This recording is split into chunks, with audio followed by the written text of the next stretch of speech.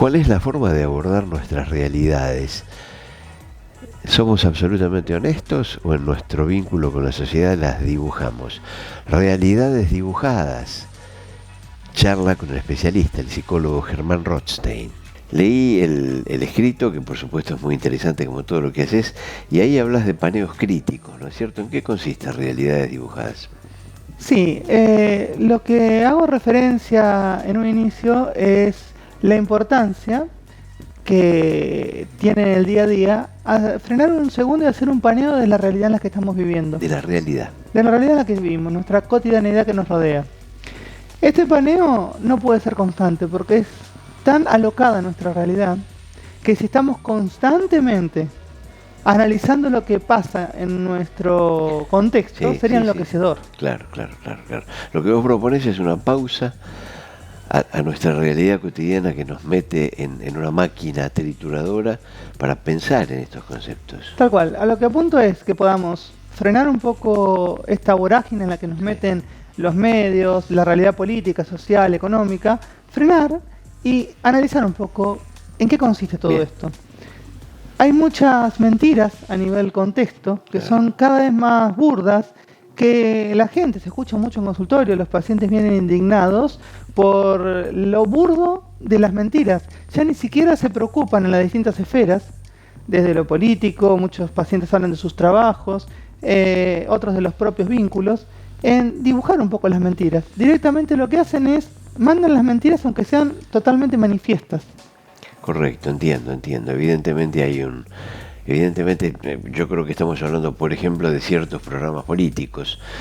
En realidad la política obliga, me da la sensación, y no estamos hablando de segmentos partidarios, sino de la política en general a nivel mundial, a construir realidades que en realidad no son tal.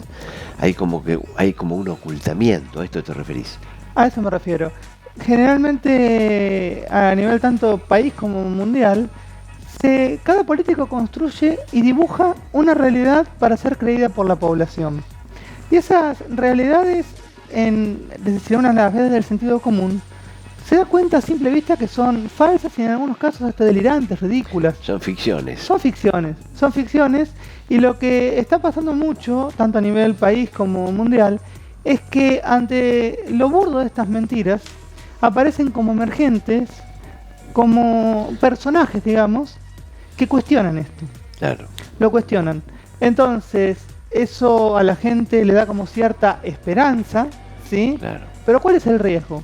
Muchas personas ante esos cuestionadores de las realidades burdas y de las mentiras, se pegan a la nueva realidad construida, a la nueva realidad dibujada y se fanatizan en esa nueva realidad, quedando atrapados en otra ficción, cambian una por otra.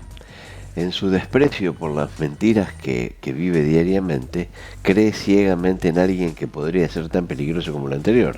¿A eso te referís? Se cristalizan en una nueva mentira. Claro. Esto puede ocurrir incluso en el ámbito de la familia, ¿no? Ya podemos incluso hasta dejar a un lado por un rato la cuestión de las mentiras políticas. Esto puede ocurrir en el ámbito de la familia o de las amistades. Pues no sé lo que puede ocurrir, generalmente ocurre. Uno escucha en consultorio, tristemente, que la mentira juega la mentira, juega la manipulación, juega el dibujar una realidad para que el otro haga lo que yo pretendo que haga. ¿Cómo se hace, Germán, para no quedar atrapado o encandilado en esta sanata, entre comillas? Es muy difícil correrse del poder muchas veces, ¿no? Porque es algo que se nos impone y que no depende de nosotros. Generalmente lo que se escucha en los pacientes es esta frustración e impotencia de no poder hacer nada frente a ese poder que se les viene encima, tanto país como vincular.